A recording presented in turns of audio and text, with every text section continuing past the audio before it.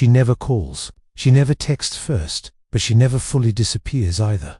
You're not ghosted yet. You're never chosen. You're always the one starting the conversation, keeping the connection alive, carrying the momentum. And somehow, the more consistent you are, the more replaceable you feel. That quiet confusion eats at you.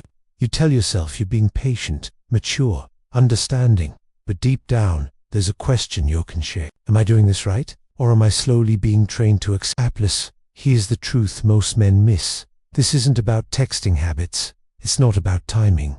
It's about power and how quietly you've been giving yours away. There are 6 shifts that change the dynamic completely. This isn't a texting trick, and it's not about manipulating her into chasing you.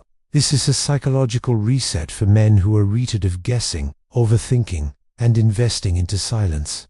If you're a reader, stop misreading signals and start seeing clearly. Like the video, subscribe, and stay with me. Let's break down what actually changes when you stop riding the wrong behavior.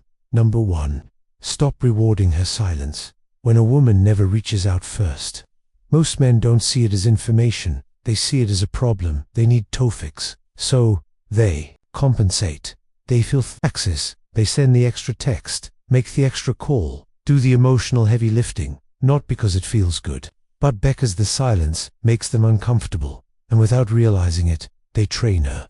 Every time you respond her lack of effort with more effort of your own, you're teaching her a very specific lesson, that your presence doesn't require participation, that she can stay passive, detached, half-invested, and still receive a constancy, attention, reassurance, and emotional access from you.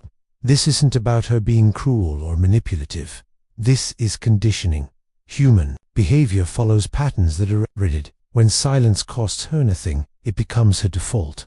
Think about the man who sends the same good morning text every day. He wakes up, checks his phone, sees nothing from her. A small knot forms in his chest. So he'll reaches for his phone and types first. She replies later. Short, polite, predictable. The next day, the same thing happens. And the day after that, before long, he's created a routine where she contributes nothing. Yet, she still gets comfort of knowing he'll show up on schedule, like a subscription. She never has to renew. What most men don't understand is this. Consistency with reciprocity doesn't build attraction. It adds value. When your attention always available, it stops feeling intentional. When it asks nothing, in return it starts to feel weightless. And the more weightless your presence becomes, the less incentive she has to move toward you. This is where men get it wrong. They assume that pulling back means punishing her, that creating space is some kind of emotional ultimatum. It's not. You're not withdrawing to provoke a reaction. You're withdrawing to stop subsidizing indifference. Silence is not something you fix. Silence is something you observe. It tells you whether she's interested enough to step forward on her own or whether she was only comfortable because Sue kept carrying the connection for her. But silence can only speak when you stop talking over it with your effort. That's the shift. Restraint instead of reaction. Asterisk, don't text because the quiet makes you anxious. Don't check in just to reassure yourself that you still exist in her world. Don't keep proving your consistency to someone who hasn't proven their interest. Let the space exist. Let her breathe. Let her feel the absence of something she's grown used to receiving without cost. Your attention is a currency, and every time you spend it on someone who hasn't invested back, you'd value it further. Not in her eyes, in your own. Here's the uncomfortable truth most men avoid. When you stop shifting steps forward, or the silence deepens, and both outcomes give you clarity. You're not losing ground, you're reclaiming it. Because the moment you stop covering her lack of effort, the dynamic reverses itself. And that's where your power big, not in doing more, but in finally doing less. Where less has always been the honest response. Number 2, match her energy. Most men don't lose women because they're too kind, too attentive, or too emotionalizable. They lose them because the dynamic quietly slips out of balance, and they keep giving long after the other person has stopped. Meeting them halfway. Here's the lie men tell themselves. If I show more effort, she'll feel safer. She'll open up. She'll eventually meet me there. Pure attraction doesn't work on intention. It works on reciprocity. Connection needs rhythm, needs movement, meeting movement. And when one person is sprinting while the other is barely walking, the imbalance becomes impossible to ignore, even if no one talks about it. Picture a man sending multiple messages throughout the day, small updates, check-ins, jokes he hopes will land. Hours pass. She replies once, maybe twice, short answers, no questions back, no curiosity, and instead of noticing what's happening, he doubles down. He convinces himself that consistency will inspire effort. What she feels isn't inspiration, it's pressure. Overgiving doesn't pull a woman closer. It creates a subtle weight she starts to lean away from, not because she's heartless, but because pursuit signals insecurity, not strength. Women are incredibly perceptive when it comes to emotional energy. They can feel the difference between a man who is choosing to invest and a man who is afraid to stop. In the moment, your effort comes from fear. Fear of losing her, fear of being forgotten, fear that silence means failure. Attraction begins to erode. Matching her energy isn't about becoming cold. It's not about playing games or acting detached. It's about dignity. It's about refusing to give more than what's being returned, not out of spite, but out of respect. If she texts respond with intention, fifths calls, plans, and shows up, meet her there fully. But if she pulls back, you don't rush forward to close the gap for her. You don't chase shadows. You don't keep performing just to keep the illusion alive. This is where men misunderstand power. They think power is pushing harder. It's not. Power is allowing the dynamic to reveal itself without interference. When you stop over-functioning, one of 12 things happens. If she's genuinely interested, she adjusts. She starts leaning in. She begins matching you back, because the space invites her to. And if she's not, her lack of investment box, obvious, not confusing, not ambiguous, just clear. And that clarity is not a loss, it's a gift. Technology doesn't create distance, it creates truth. It filters out connections that only exist because you were doing all the work. And it places you back in your proper position, not ask man auditioning for attention. Booters, the man who expects balance without thoving to demand it. When effort becomes mutual, attraction flows naturally. And when it doesn't, you finally stop mistaking imbalance for potential. Number 3. Reclaim your emotion control. There's a moment almost every man knows, even if he doesn't want to admit it. You send a message, and then you wait. Not casually, attentively. Your phone stays within reach. Your focus fractures, part of you keeps checking, even when you pretend you're on it. If she replies quickly, your body relaxes, your mood lifts. The day feels lighter. If she doesn't, something tightens in your chest. You reread the massage. You wonder if you said the wrong thing. You tell yourself you don't care, but your attention says otherwise. That's not interest. That's emotional indents. The moment your emotional state rises and falls based on her response time, you've handed over control, not just of the interaction, but of your peace, your confidence, your internal stability. And here's the part most men miss. That shift doesn't stay invisible. Women feel it. They sense it in the tone of your messages, in the subtle urgency behind your words, in the way your energy leans forward, searching for reassurance. And once a woman realizes that her attention regulation, emotional state, something changes. Attraction weakens. Respect softens. Not because she's cruel, but because it indents never feels solid. Picture Eamon sitting at his desk, pretending to. His phone lights up. It's not her. His stomach drops slightly. He tells himself, it doesn't matter. But 2 minutes later he checks again and again. He knows what he's doing. And that's what makes it worse. He feels controlled by something that hasn't even happened. This is the trap. When her replies become your emotional word system, you stop being present in your own life. Your focus your energy collapses inward, and instead of showing up grounded and self-contained, you show up waiting to beckon, waiting to be confirmed, waiting to feel okay again. Here's the shift hat breaks that pattern. Her reply is information, not validation. It tells you how invested she is in that moment, nothing more. It does not define your worth. It does not measure your value. And the second you stop treating it like a verdict on who you are, your internal posture changes. Reclaiming emotional control doesn't mean pretending you didn't care. It means refusing to let unnotification dictate your mood. It means redirecting your attention back where it belongs: your work, your body, your goals, your friendships, your life. When your emotional center moves back inside yourself, something subtle happens. You slow down. You stop chasing clarity. You stop hovering over your phone. And paradoxically, that grounded presence is what women respond to. Not because you are withdrawn, but because you're no longer asking them to hold your emotional balance for you. Control your emotions, sir. They will quietly control how she sees you.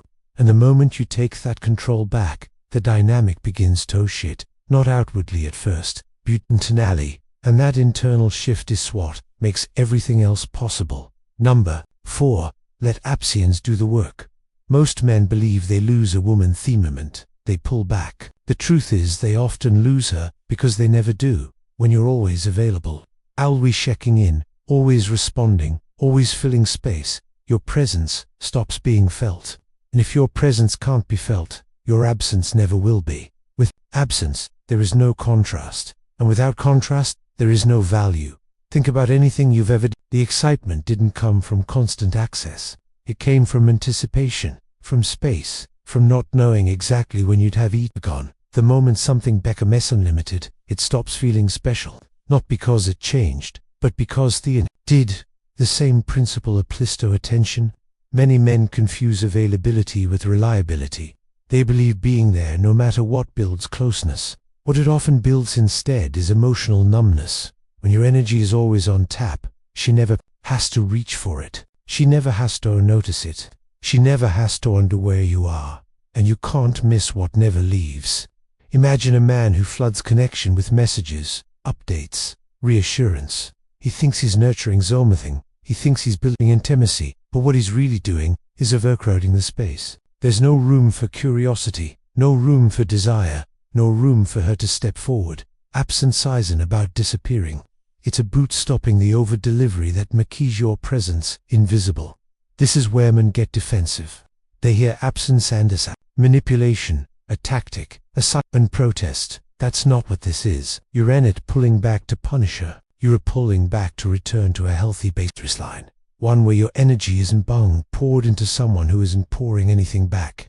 When you stop overgiving, something important happens. Her true level of interest rises to the feed. Values you, she feels shift. She notices the missing good morning text. She wonders why you're not as available. And without being prompted, she moves toward you. She reaches out. She initiates. She closes distance you're no longer closing for her. And if she doesn't, the silence grows. Not because you caused it, but because you finally stopped cushioning it. That silence isn't rejection. It's clarity. Absence doesn't push the right woman away. It reveals her. It shows you whether she was invested in you or simply comfortable with the effort you. And that distinction matters more than any reassurance you could chase. Let absence do the work you've been doing for her. Let it answer the questions you've been afraid to ask. Because the moment you stop flooding the connection, the truth stops hiding. And truth, even when it stings, is always preferable to staying stuck in a dynamic thought. Only survives because you refuse to step back. Asterisk number 5. Test her interest. There's a situation that traps more men than almost any other. She never initiates. She never reaches out first, but she always replies, just enough to keep the door cracked open. Just enough to keep you hoping. Just enough to make you doubt your instincts. Because she doesn't disappear completely, you tell yourself there must be something there. So, you keep the momentum alive. You keep being the one who texts first, who follows up, who asks questions, who makes plans. And the entire time you're stuck in limbo, unsure whether she's interested or simply entertained. Mixed signals survive because you keep filling the gaps. As long as you compensate for her low effort, she never has to reveal her true level of interest. She can stay comfortable, passive, ambiguous, and ambiguity feels safer than clarity. Afraid of what the answer might be. Think about the man who sends some good morning text every day. It's become part of her routine. Some days she replies, some days she doesn't. Some days it's hours later with a flat, emotionless message. But he keeps sending it anyway. Not because he's working, but because he's afraid that if he stops, the connection will vanish. Here's the truth he avoids. If something collapses the moment you stop carrying it, it was never standing on its own. Testing her interest doesn't mean playing games. It doesn't mean acting distant or dramatic. It means creating space for her to show up without you doing the work for her. It means stepping back with intention, no attitude. You stop being the first to text. You stop being the one who always follows up. You stop pouring energy into a connection that isn't pouring anything back. And then you observe. Does she notice the shift? Does she close the distance? Does she reach out? Ask how you are? Suggest saying you? Or does this silence sit comfortably, like it cost you nothing at all? This approach does something powerful. It removes confusion with it, a single confrontation. You don't need explanations. You don't need reassurance. Her actions answer the question you've been avoiding. If she cares, she shows it. If she doesn't, she stays quiet. And that silence is not your failure, it's your clarity. You're losing her. You're losing the illusion that she was invested, because real interest doesn't need to be chased into existence. It doesn't survive on her effort alone. It meets you halfway naturally, willingly, without pressure. When you stop performing, the truth steps forward. And once you see it clearly, you're no longer trapped, inquisiting. Your snort's free to choose based on reality, not hope. Number 6. Raise your standards. At this point, the problem is no longer her silence. It's no longer her inconsistency, her delayed replies, or her lack of initiative.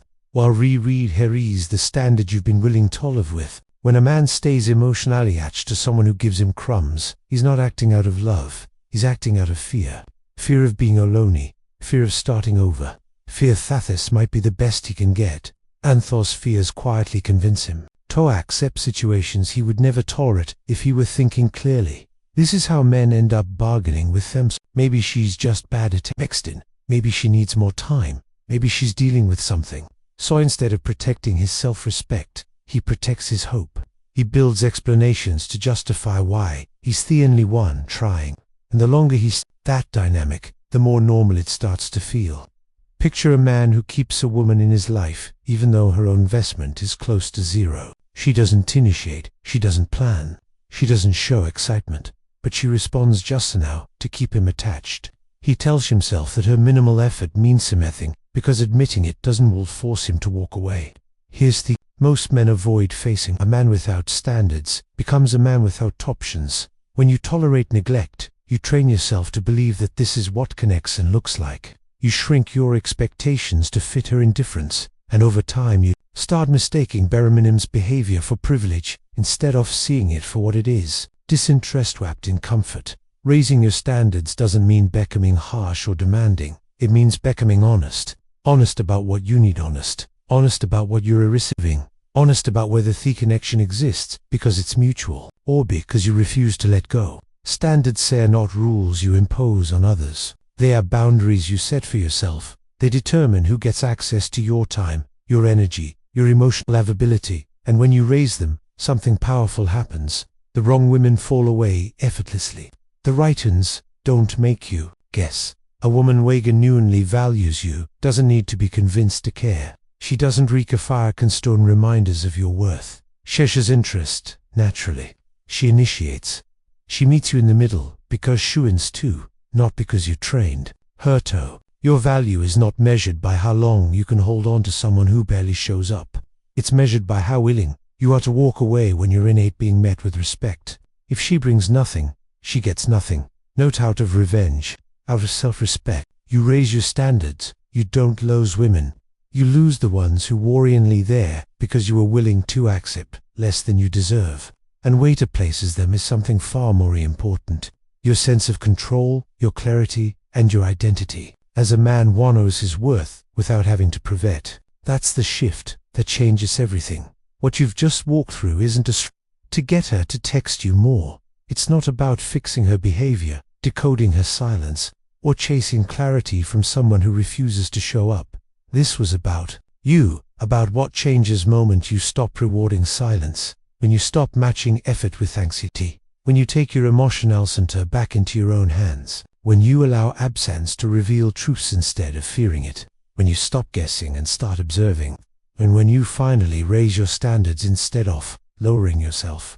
Because the real shift happens right here. Her silence no longer threatens you, it informs you. It tells you where she stands so you can decide where you stand.